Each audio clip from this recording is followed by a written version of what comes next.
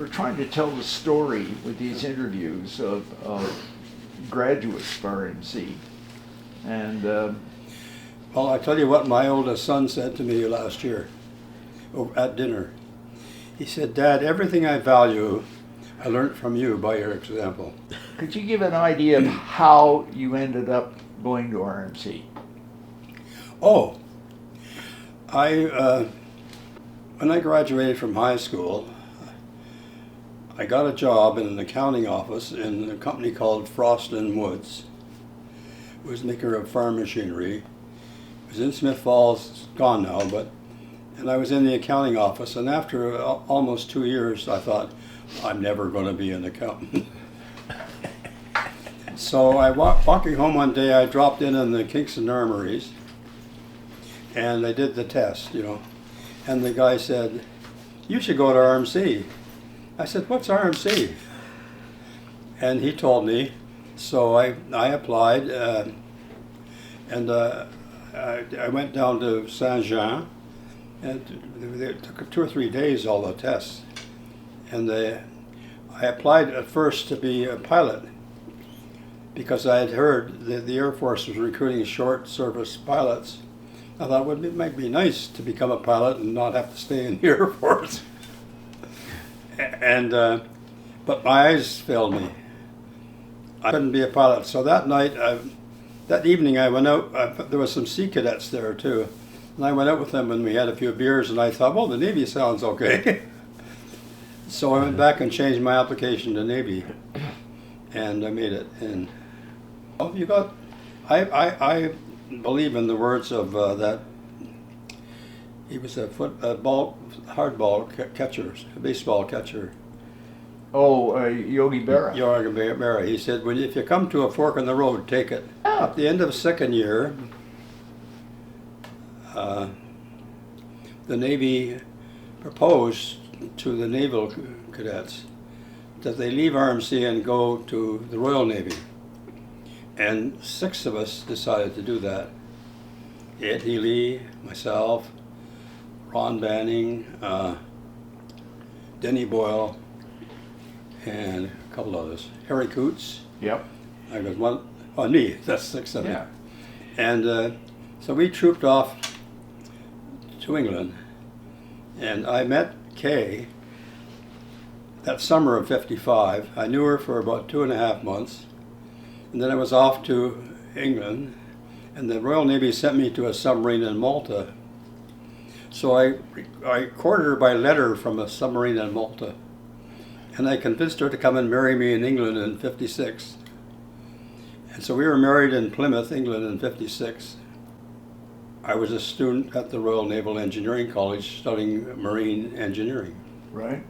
And I graduated from there I graduated with the highest historical average. Wow. 83% or something. And I did that because I'm thankful to Kay for that. I was married. So every night I went home to Kay and worked on my studies. I didn't go out hound dogging. Right. You must have written amazingly convincing love letters. Well, I told her even if she looked like a cow, I would still love her. She saved all the letters. And my youngest daughter, about 3 years ago, came up by herself, sat me down and read them all to me. So you ended up being sent to a submarine in Malta. Yeah. How long was that? Well, how was it? Yeah. Oh, it was great. I thought, boy, I wouldn't mind being a submarine. The reason is that submarine crews are really tight. Yeah. And they're really informal. Like the CEO of the submarine I went on once, we went out and dove and did things, he walked around in rubbers and his skivvies while commanding this immersed ship. Yeah. And I thought, well, this is terrific to be with. See, in the submarine, and you know better than I do, everybody has to know somebody else's job. Or more than one. More than one. And so you have this tightness. But I decided in the end not to, because I thought, wrongly I guess, I thought that the Canadian Navy would never in my career become really into submarines. So I didn't do it. My second submarine CO, as soon as we slipped, What's what? changed into red pajamas Yeah. and stayed in them until we were coming alongside Yeah, again. that was the neat part. Yeah, well it is kind of stressful in a submarine. It is. Royal Naval Engineering College, Yeah. and what happened? You did the what, two-year course? Yeah, I did the normal course. The reason I graduated well, I've always been a good student, but there was this guy from India. Had students from every part of the British Commonwealth. Indians, and even some Colombians. There were 6 Colombians in my class. And they were the wealthy ones. And only one of them passed. Because they were always running off to Paris. Right. But anyway, the captain of HMCS Thunder, I think it was called, the Royal Naval Engineering College, he wrote a very nice letter to the Colombian ambassador about them. And only one of them had passed, but he ignored that in the letter. And so the Colombian ambassador in London promoted all of them on the spot and sent them to Sweden to stand by a ship was being built there for the Colombian Navy. Right. Life is funny. So you finished RNEC, and then what? Oh, I finished at RNEC, and I came back and I went to sea. And then we went back over for a specialization course. You could specialize in marine or in air, I think those two, or naval architecture, I think. And then I came back and went to sea again. And then in '62, I think, the Navy decided I should go to MIT and become a naval architect. So I agreed, of course. And we had just adopted Michael, my oldest son, in Halifax, and we had to go to the lieutenant governor and get permission to take him out of the province. Oh. And at MIT,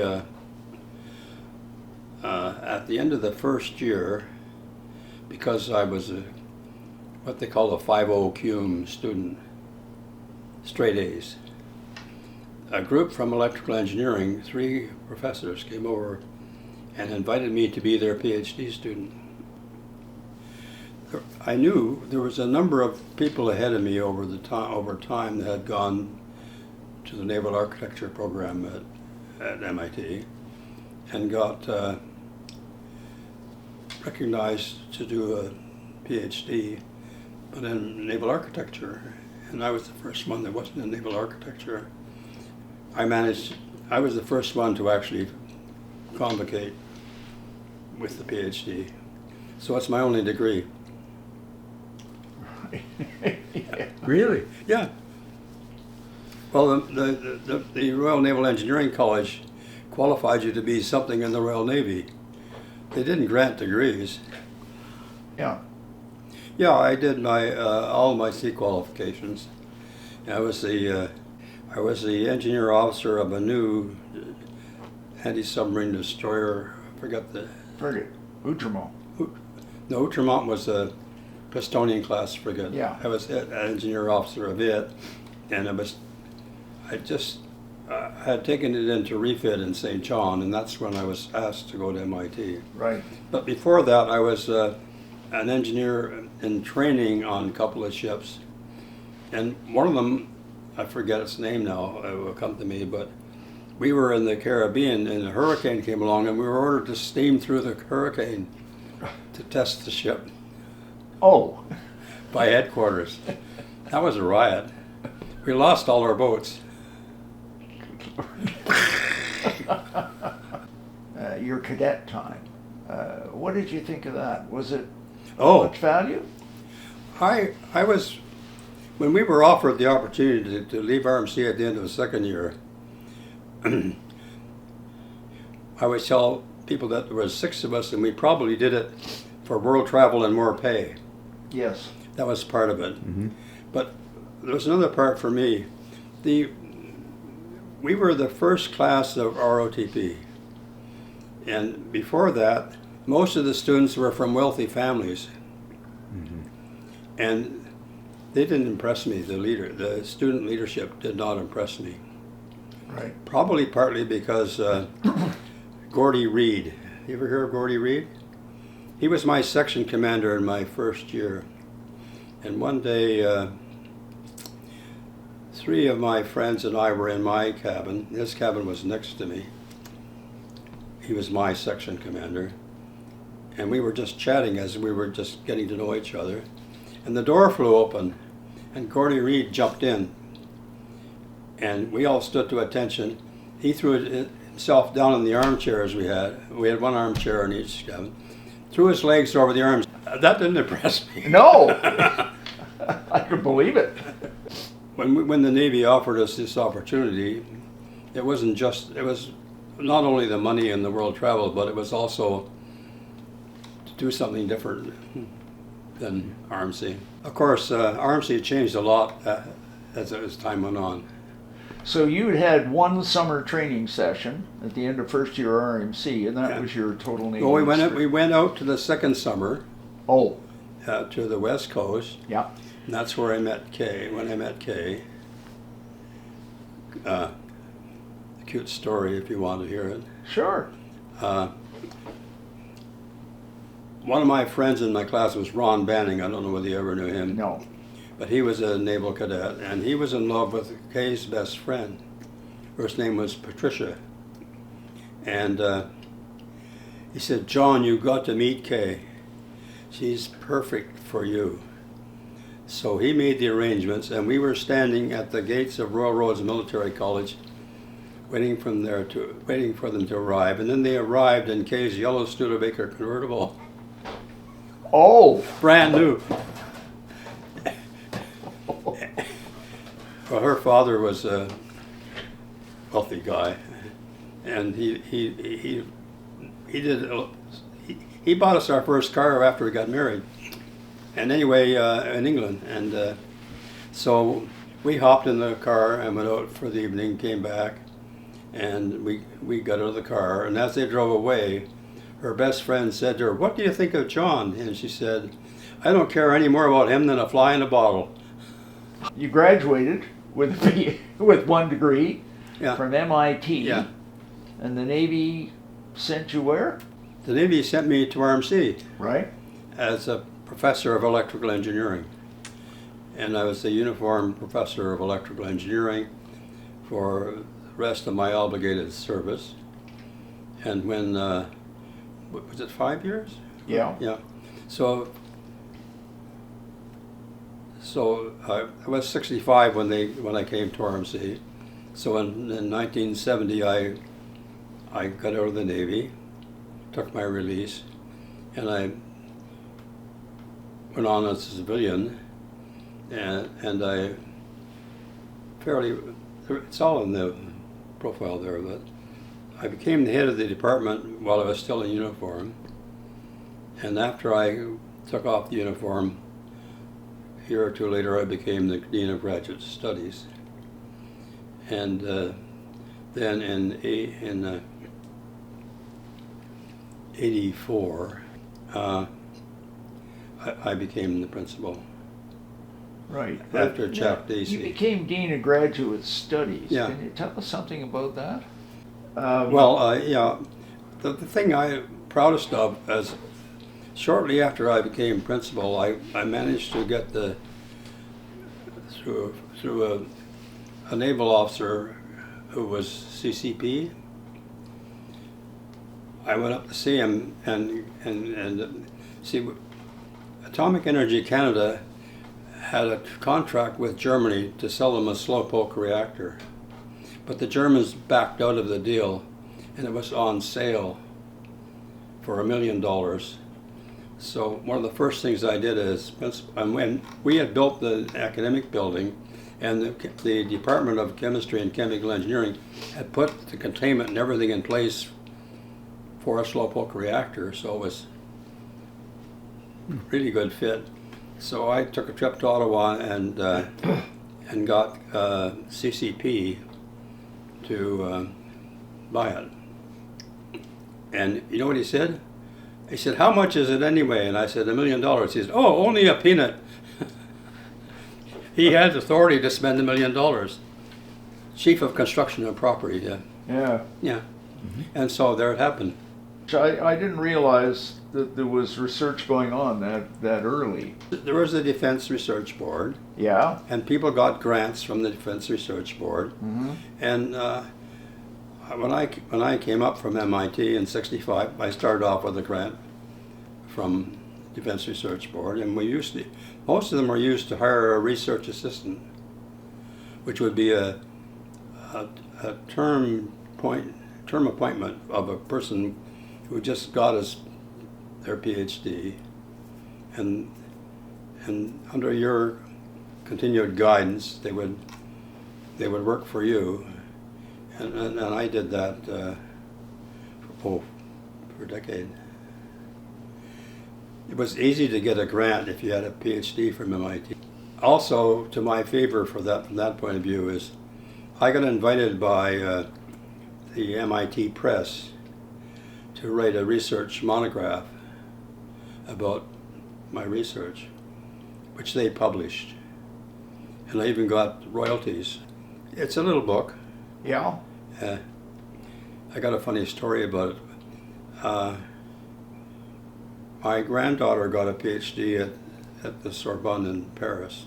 And I thought I should give her a copy of my book.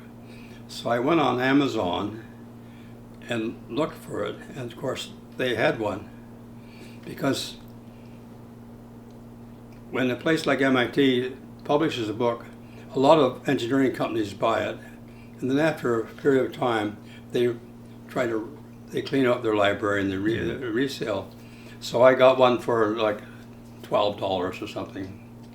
So I sent it to her, and then I got the thing from Amazon to assess my purchase, and I gave it 4 stars.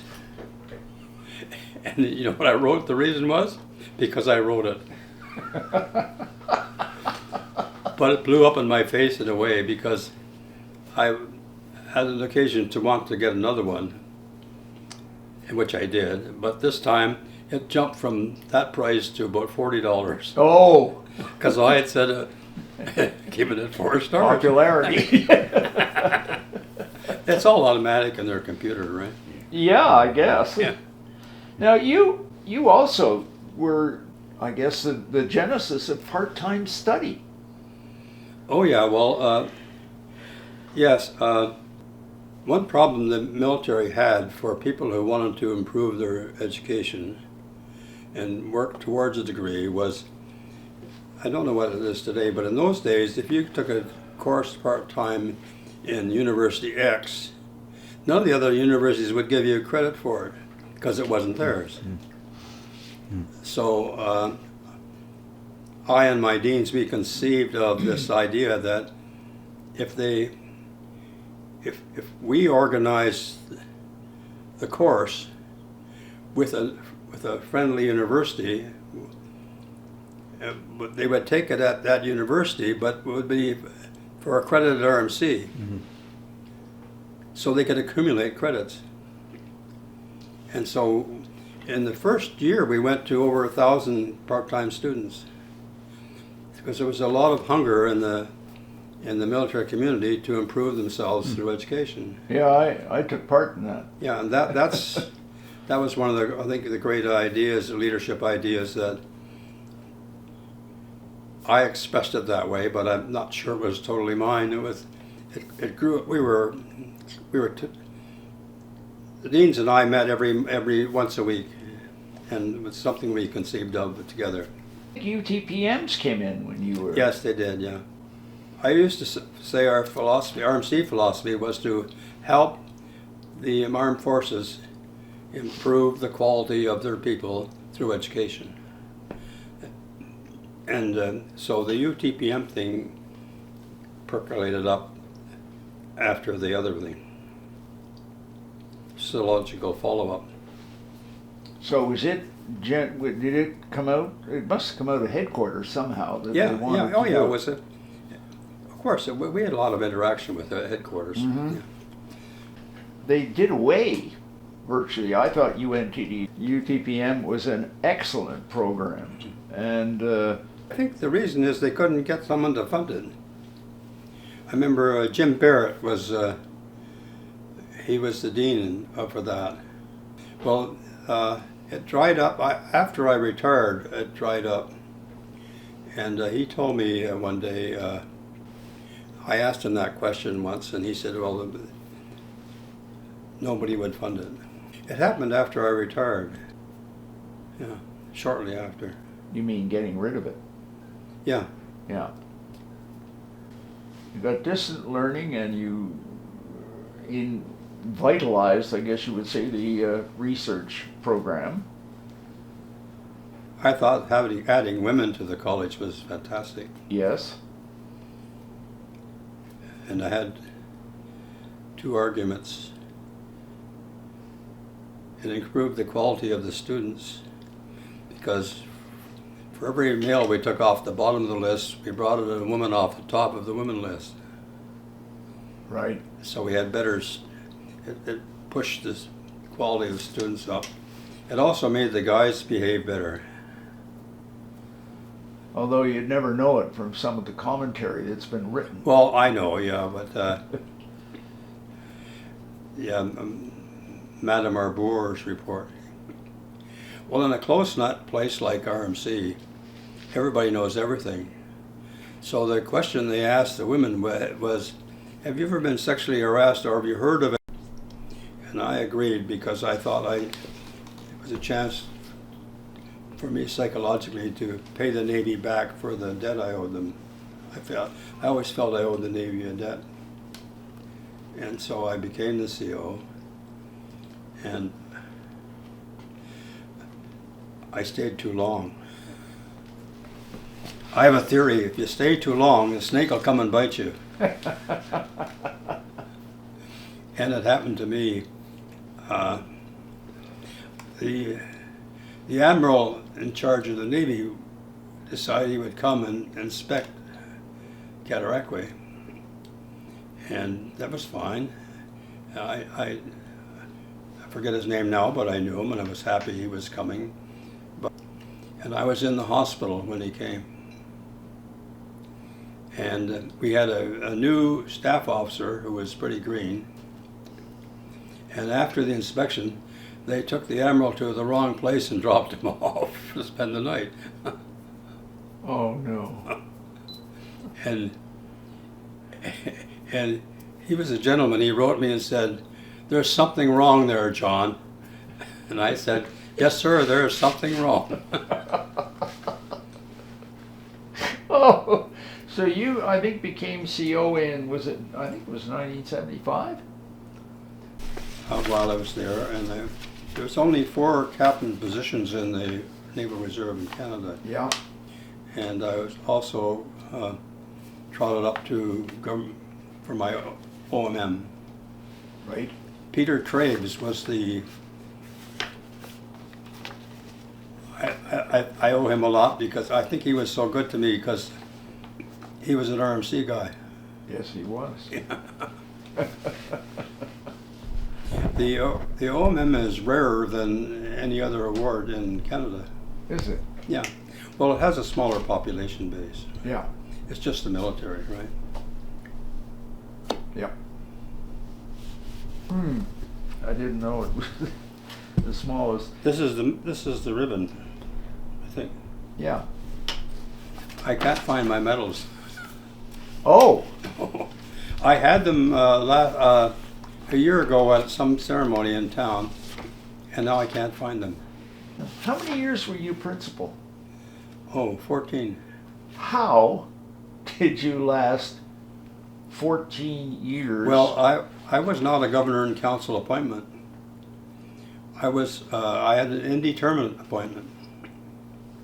I was the last principal, or maybe the only one, to have an indeterminate appointment. And now, of course, they don't do it that way anymore. No. Yeah. there was a competition run by the chief of personnel, and the first competition I didn't win it, and they got a guy who applied from CMR. He retired, and there was another competition. I won that one, but Jack Dacey was the one who preceded me. Right. Possibility. Now they have a fixed term. Yeah, 5 years. Yeah, like normal universities, but I guess I was the last one to have. I remember Lamontagne, when he was the minister. Yes. He used to say to me every time he came to RMC, "Well, you got this job as long as you want." And that's because I had an indeterminate appointment. Yeah. But they changed it. Yes. They modernized the process. And now I guess it's completely out of the hands of the military.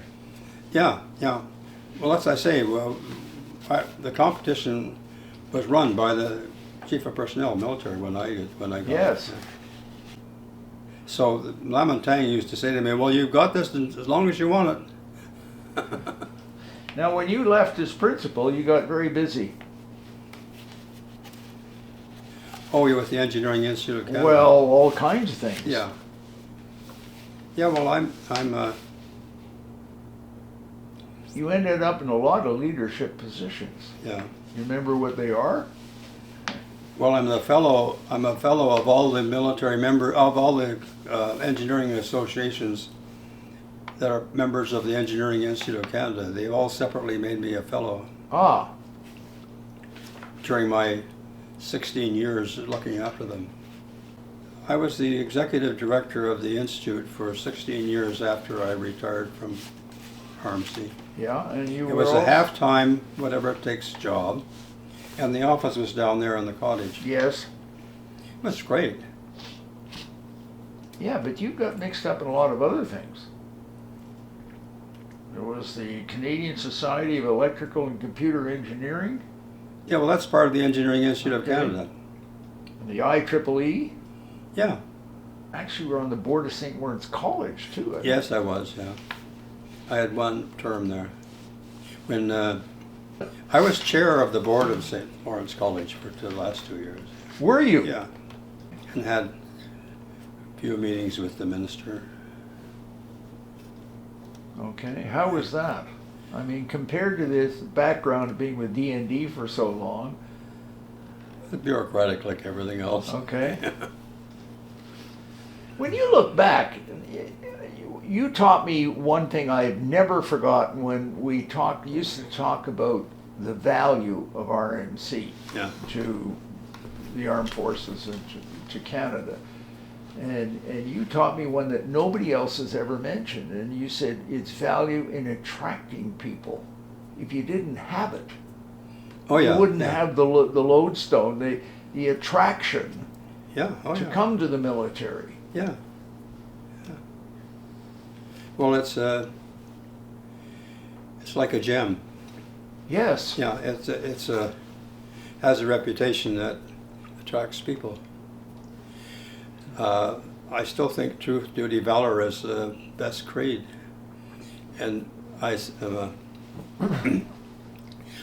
that to a bunch of kids at a party here, and they said, "What's valor?" Oh dear. And I said, it's knowing the right thing to do and doing it. I mean, they brought in French language training, which took away all the Anglos in the summer because. Well, I was involved in French language training in very early days, and I had to qualify at the B level to be the continuous principal, and I qualified. In fact, I love going to France and speaking French. How do we look at the value of RMC if cadets are actually graduating with never having spent any time with their service? I didn't know that. Nobody understands the system. I wonder about the lack of effort of the college to blow its own horn. I'm kind of old now. Yeah, aren't we all? But who was that Air Force commandant who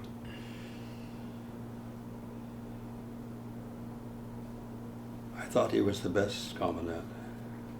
I told him that anyway. He even taught electrical engineering while he was commandant. Is the standard of academics at RMC? In fact, Well, when I was the Dean of Graduate Studies, I got the graduate school recognized by the Ontario Council of Graduate Studies. yeah, And we used to make a report to them every year.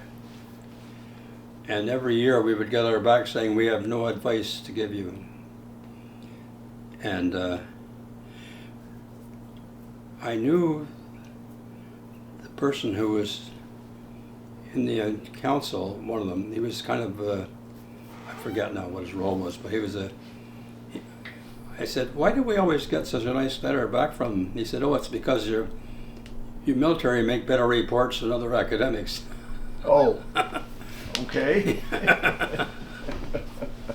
He said, you're military's very organized in how it does its paperwork. Yeah. Yeah. Well, one of the things I've noticed is cadets, when they, engineering cadets in particular, when they get into competitions which are outside of the college. Yeah. And of course, we've had that one with Queens in engineering forever. Yeah. They keep winning. Out of Schools, when they were first starting, they were thrilled with to have RMC graduates go there because they were so organized. Yeah. yeah, guys like me. Now MBAs are a dime a dozen. Yeah, but it just seems that we have never blown our own horn, and should have, because we're in the business of trying to attract the very best potential leaders. Well, that recruiting officer who I did the test for knew about RMC. Yes? Mm-hmm. I remember the test. I had to do it twice when I rejoined. Yeah. He made me do it again. Yeah, they have their procedures. So, are you finished now with all the various societies? Oh yeah, yeah. I retired. Well, I retired from RMC in '99. 16 years later, I retired from the engineering. Yeah. Engineering Institute. Yeah, yeah. I'm a naval officer. You don't look back. You don't go back to your ship. It's somebody else's. Yes, that's true. That's true. So, a woman once asked me, she said, isn't it awful that you finished? I said, no, I'm a Navy officer, naval officer. It's part of the routine. You get replaced, yes. And if you go back to the ship, nobody wants to hear from you. I once had an experience. I was on a destroyer on the East Coast, and the Navy sent a tribal, I think it was, around through the canal, okay, and we were going to take our ship back, and we were going to go use their ship on the East Coast, and that was just before I went to MIT, so I had a few weeks on my ship with a new crew. I was left on the one when all the others went on the ship back to the West Coast, and that was an interesting experience. No one wanted to hear anything from me. Right? They were a team. I wasn't part of their team. You're right. So that was a miserable 2 weeks. I finally stopped going to the ship. Any problems being the leader at RMC? I mean, you had a lot of years' experience, but No, I don't think so. I'm not a military type leader. After talking to her for a bit, She says, Dr. Plant, I'm having a hard time believing that you are the principal of this military institution. And I said, why do you say that? She said, you don't seem military at all to me. And I said, of course not, I'm Navy. Quiet leadership with colleagues. Yeah. Yes. I didn't have I had 7 commandants, starting with Frank, and then you, and I got along with all of them. And we, as Frank has often said when I go for coffee with him, although I haven't seen him recently because of his health, he said, we both knew our part of ship. Yes. We both know what each other was responsible for, and we respected it.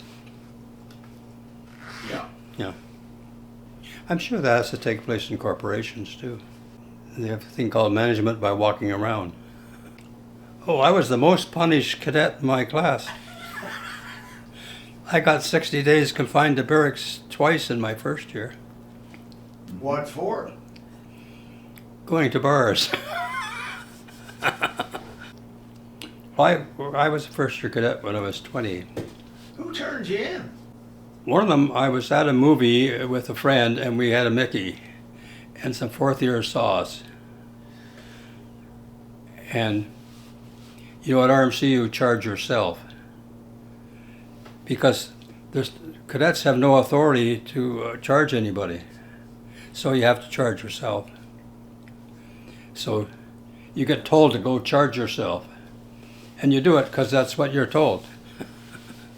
I don't know what would happen now. I've thought about what would happen if you just refused to charge yourself. And another time, the cadet wing commander, I was angry at something, and we were walking across the football field there, and I was ranting to somebody about it, and he heard me, and he nailed me. And both times I got 60 days. Well, I had been in industry working with real people for a couple of years, and that's why I was quite happy to leave and go to the Royal Navy. I can understand that. And I'm so glad I did. Yeah. I imagine. 2 of them went to aircraft. Two of the guys went to aircraft carriers in the North Atlantic, and 2 went to one in the Indian Ocean. That was Banning and Spike Buchanan. Oh yeah. And Harry Coots and I went to the Submarine Squadron in Malta. Well, Did you play any sports when you were at Squash. Squash? Squash and everything else that I had to do. Well, thank you very much, John. Yeah.